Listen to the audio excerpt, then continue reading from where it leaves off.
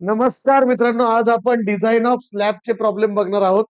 तर त्याच्यात design one way slab एकदम सिंपल प्रॉब्लेम आहे. Design one way slab for the effective span of 3.5 metre. Effective span म्हणजे effective length already दिलेली मित्रांनो इथं 3.5 मीटर म्हणजे 3500 mm. The superimposed load including floor finish is 4 kilonewton per meter. Take MF. MF म्हणजे modification factor 1.2. Use M20 concrete. FE 415 म्हणजे FY 415 Newton पर mm² आणि FCK हे 20 Newton per mm². Do not apply check for shear and bond. Sketch cross sectional along the shorter span. बघा मित्रांनो, very easy problem. सगळ्यात पहिली procedure design depth, design thickness, design of slab thickness, design of slab thickness. Estimation लिहा, design लिहा, एकच शब्द. Design of slab thickness. तर slab thickness म्हणजे डी कशी काढतो मित्रांनो आपण? Span divided by MF into 20. तर स्पॅन किती आहे मित्रांनो आपल्याकडे? 3800. MF किती आहे मित्रांनो आपल्याकडे? 1.2. 3500 सॉरी. हा, हे किती? लेंथ किती आहे मित्रांनो? 3500. हा, MF किती मित्रांनो आपल्याकडे? 1.2 इंटू 20. तर किती येतं? डी 145 से 150. हा, 150 mm घेऊन टाकायचं. मग बघा मित्रांनो, ओव्हरऑल डेप्थ काढायची. ओव्हरऑल डेप्थ म्हणजे कॅपिटल डी. कॅपिटल डी काढताना D plus DC plus diameter by 2. D किती आहे मित्रांनो? 150 प्लस डीसी म्हणजे कव्हर. कव्हर किती आहे? 15. 15चं घेतलं आपण मनाने आणि 10 mm डायमीटर घेतलं तर 15चं कव्हर घ्यायचं. हे तर 170. 170 mm. 170 mm. अवेलेबल डेप्थ पण काढायची मित्रांनो. अवेलेबल डेप्थ चा फॉर्म्युला काय करायचा? D minus DC capital D. ही काढली नाही तरी चालती. डी मायनस डीसी मायनस पायवट म्हणजे हीच येते ती 150. तर डी किती आहे? 170 मायनस डीसी किती आहे? 15 म्हणजे कव्हर आणि 10/2 हे येतं 150. 150 आहे अवेलेबल डेप्थ. आता तर इफेक्टिव्ह स्पॅन मित्रांनो, दुसरी स्टेप आहे इफेक्टिव्ह स्पॅन. आता इफेक्टिव्ह स्पॅन ऑलरेडी दिलेला आहे म्हणून काढायची गरज नाही. Effective span 3500 mm. Effective span किती आहे? 3500 mm. तिसरं काय? Load calculation. तिसरी स्टेप काय मित्रांनो? Load calculation. पहिल्याला तुम्ही डिझाइन कॉन्स्टंट म्हणू शकता. पहिल्या स्टेपला डिझाइन कॉन्स्टंट म्हणू शकता किंवा नाही म्हणलं तर चालतं त्याला. पहिली स्टेप लोड कॅल्क्युलेशन. आता लोड कॅल्क्युलेशन मध्ये सगळ्यात पहिले self weight. Self weight self weight self weight self weight किती आहे बघा मित्रांनो? 1 इंटू 1 मीटर विड्थ कन्सिडर करायची. 1 for 1 metre. 1 into 1 into D. 1 into 1 into D into 25. तर 1 इंटू 1 इंटू डी किती आहे मित्रांनो? 0.17 इंटू 25 किती येतं? हे 4.25 येतं का? 5 4.25 किलो न्यूटन पर मीटर. व्यवस्थित सांगा उत्तर. सेल्फ वेट नंतर सुपर इम्पोज दिलेला आहे म्हणून हा घ्यायचा. लोड आणि फिनिश लोड दोन्ही एकत्र दिलेला आहे. सुपर इम्पोज इन्क्लुडिंग फिनिश किती असतो तो? 1 इंटू 1 इंटेन्सिटी किती दिलेली त्याची 4 दिलेली. प्रॉब्लेम मध्ये जर इंटेन्सिटी बघतात इम्पोज्ड आणि सुपरफिनिशची 4 दिलेली म्हणजे 4 या दोघांची ऍडिशन करायची. टोटल लोड किती झाला मित्रांनो आपलं टोटल लोड झाला W is equal to 8.25 kilo newton metre. मग आता काय काढायचं डिझाईन लोड. तर डिझाईन लोड काढायसाठी W D is equal to gamma F म्हणजे सेफ्टी फॅक्टर इंटू 8.25. तर गॅमा एफ किती 1.5 इंटू 8.25 किती येतं मित्रांनो हे 12.375 kilo newton per metre. 12.375 kilo newton per metre. 12.375 kilo newton per metre. मग बघा मित्रांनो डब्ल्यू डी आलं. डब्ल्यू डी आल्यानंतर काय करायचं मोमेंट काढायची. हा मोमेंट हा कोणची फॅक्टर्ड बीएम. फॅक्टर्ड बीएम म्हणजे बेंडिंग मोमेंट. फॅक्टर्ड बीएम हा तर फॅक्टर्ड बीएम मध्ये M D what is the formula W D into L E चा स्क्वेअर डिवायडेड बाय 8. हा कारण की स्लॅब जो असतो मित्रांनो तो असतो युनिफॉर्मली डिस्ट्रीब्युटेड लोड म्हणून W L square by 8 formula घ्यायचा युडीएल वाला 12.375 इंटू एल ई किती 3500 म्हणजे 3.5 घ्या 3.5 मीटर मध्ये घ्या स्क्वेअर भागिले 8 कारण की हे मीटर मध्ये जो टोटल लोड आहे तो आपला मीटर मध्ये असल्यामुळे मोमेंट पण तुम्हाला मीटर मध्ये घ्यावं लागेल. किती येतं फास्ट सांगा किती किती येतं 18.95 18.95 into 10⁻⁶ newton per newton metre. पहिले हे पहा 18.95 newton metre in kilo newton metre किती ते 18.95 किलो न्यूटन मीटर इन. हा त्याला 18.95 किलोचे 3 आणि मीटरचे एम एम चे 3 6 newton M M newton M M. हा फॅक्टरेट बीएम काढली तर मग काय करायचं मित्रांनो आता रिक्वायर्ड इफेक्टिव्ह डेप्थ काढायची. Required effective depth required effective depth required effective depth required effective depth required effective depth कशी काढतो M D is equal to M U lim घ्यायचं. तर एम डी किती आहे मित्रांनो आपल्याकडे 18.95 इंटू 10⁻⁶ आणि M U lim 0.138 F C K B D square 415 साठी ही व्हॅल्यू असते. हा तर 18.95 into 10⁻⁶ divided by 0.138 F C K मित्रांनो 20 आणि बी ए 1000 त्याला खाली घेतलं. हा तर डी स्क्वेअर म्हणजेच डी इज इक्वल टू किती येतं मित्रांनो डी किती येतं 82. एकदम राईट आहे का व्यवस्थित चेक करा 82.86 आलं 82.86 इज लेस दॅन किती झालं ते याच्यापेक्षा कमी झालं दिलेलं किती आपलं आपलं काढलं किती मित्रांनो काढलंय आपण 145 150 घेतलेलं आहे बरोबर. हा इज 150 एम एमच घ्यायचं मग रिक्वायर्ड डेप्थ इज 150 ठेवायचं त्याचं रूट काढ 150 बरोबर आहे. हा हे 82.86 त्याचं रूट काढलं असं 150 एम एम आल्या आपण काय करायचं रिक्वायर्ड घ्यायचं.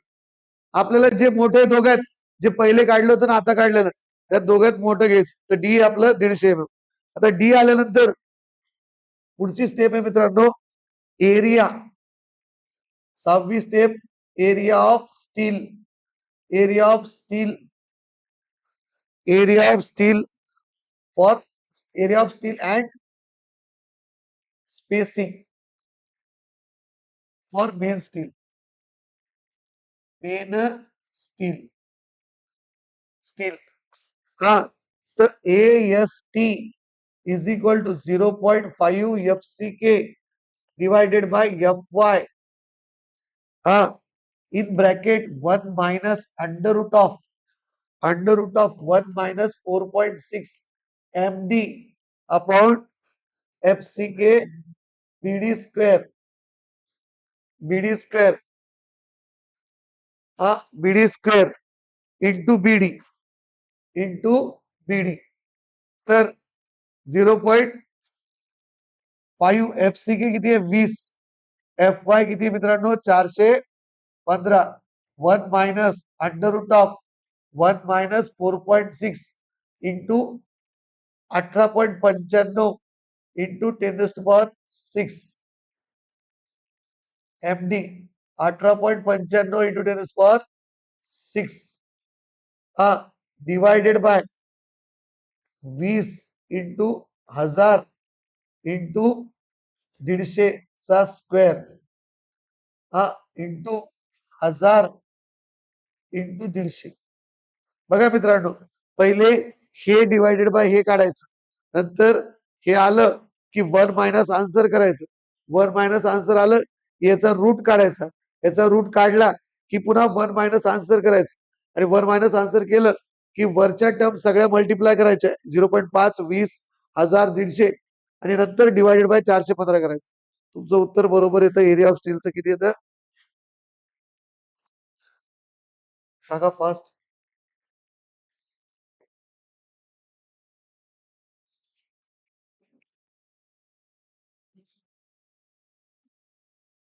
368.91 mm स्क्वेअर याला काही वाढवायची गरज नाही 368.91 mm स्क्वेअर आता स्पेसिंग काढायची स्पेसिंग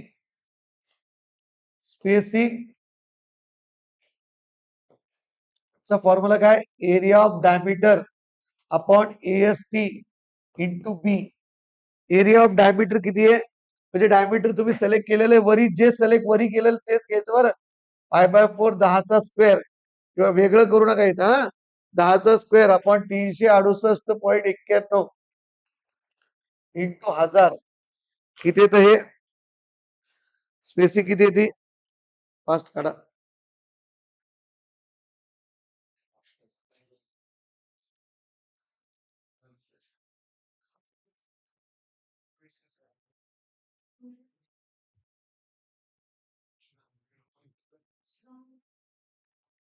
बघा मित्रांनो पुढचं उत्तर आलं स्पेसिंगचं area upon diameter AST into B तर π/4 10चा स्क्वेअर 368.91 इंटू 1000 212.89 आता हे आल्यानंतर काय करायचं मित्रांनो हे आलं 212.89 हे तुम्हाला माहितीये 3D पेक्षा कमीच येतं म्हणून ओके 3 इंटू डी जर केलं तुम्ही 150 त्रिक 450 त्याच्यापेक्षा ओके म्हणून एम मॅक्स वेगळं चेक करायची गरज नाही एस मॅक्स पण नंतर आता एरिया ऑफ स्टील झालं स्टील रिक्वायर्ड झाल्यानंतर काय करायचं म्हणजे provide 10 mm diameter 10 mm diameter bars at the rate 200 mm cross section 200 mm घ्या 210 घ्या जे सोपं जाईल ते घ्यायचं आता काय करायचं ASTP area of steel provided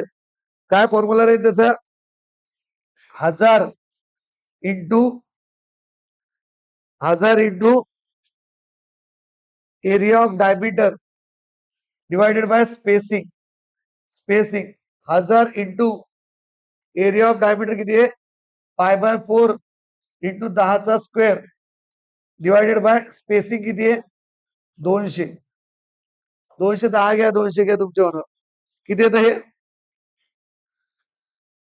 300 एक काम करा स्पेसिंग ना 210 घ्या आता सांगा उत्तर 210 किती येतं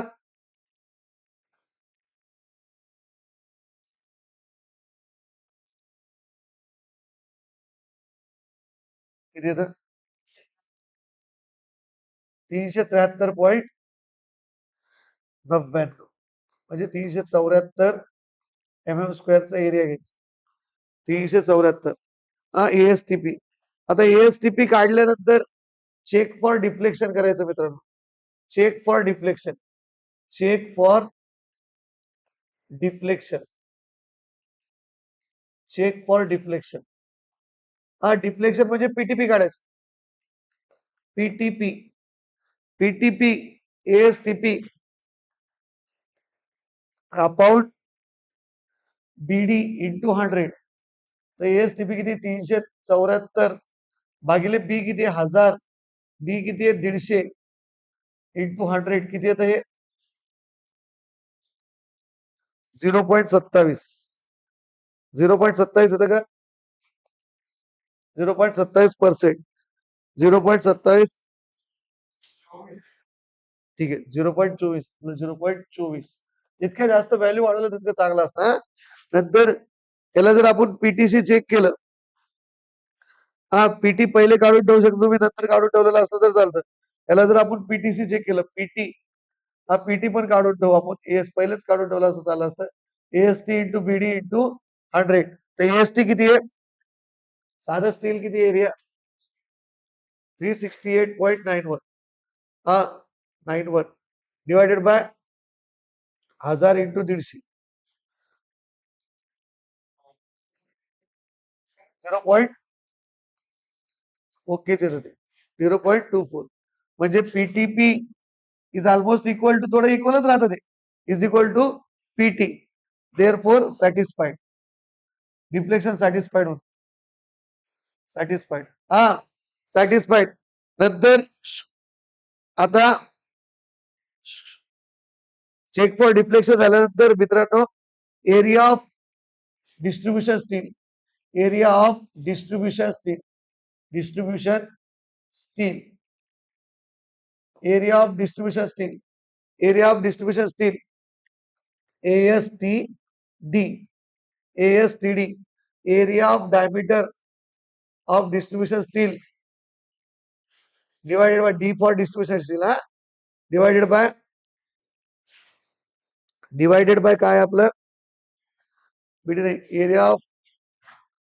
एरिया ऑफ स्टील हे काढायचं आपल्याला ASTD. सॉरी आपल्याला काय काढायचं ASTD काढायचं.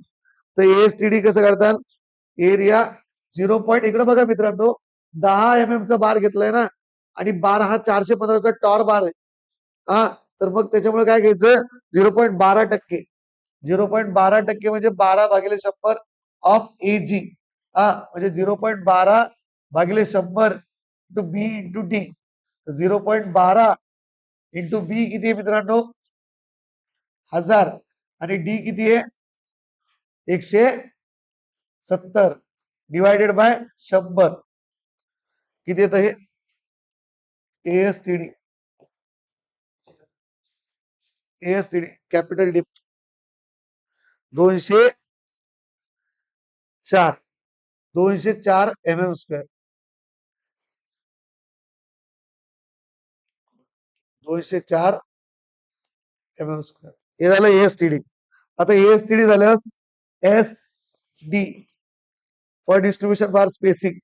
तोच formula area of diameter D upon ASTD upon ASTD का सॉरी हा बरोबर into width. Area of diameter किती आहे π/4. याचं डायमीटर कमी जरी घेतलं चालतं 6चा घेतला 8चा घेतला तरी चालतो. किती 8चा घेतला समज भागिले एरिया ऑफ स्टील एसटीडी किती आहे 204 इंटू 1000 किती येतं हे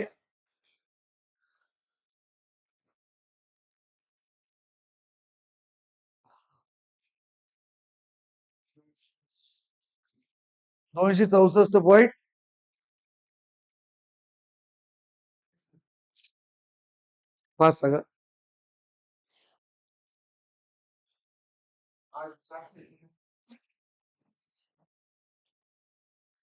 किती येतं सांगा फास्ट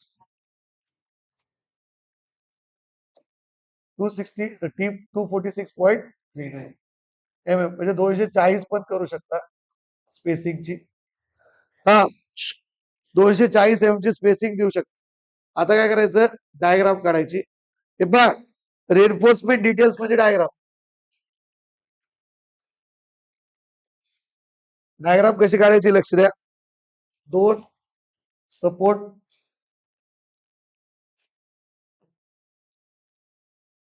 दोन सपोर्ट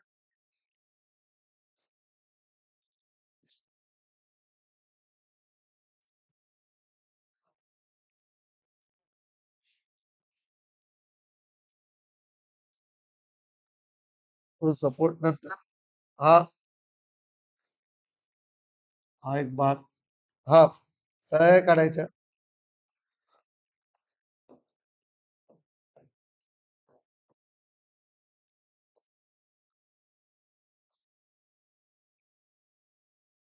हा हे झालं. नंतर 8 mm चे डिस्ट्रीब्युशन बार स्पेसिंग दिलेली त्याच्यासाठी. असं डायरेक्ट लिहायचं @ 240 mm स्पेसिंग. नंतर @ 240 mm क्रॉस सेक्शन लिहिलं तर चालेल.